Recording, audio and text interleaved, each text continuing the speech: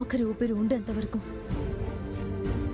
ACP సార్ని దక్కించుకోవడానికి ఈయన్ని చుట్టూ తిరుగుతూ ఈయన్ని ఎలా సొంతం చేసుకోవాలా అని ప్రయత్నిస్తూనే ఉంటుంది.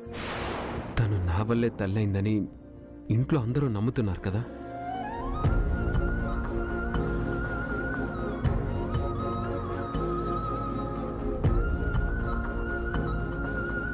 నా మాట నమ్మరు.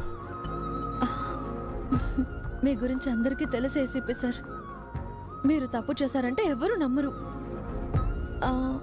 కాకపోతే మీరు కనిపించకపోయేసరికి ముకుంద అబద్ధం చెప్తుందని ఖచ్చితంగా ఎవరూ చెప్పలేకపోతున్నారు.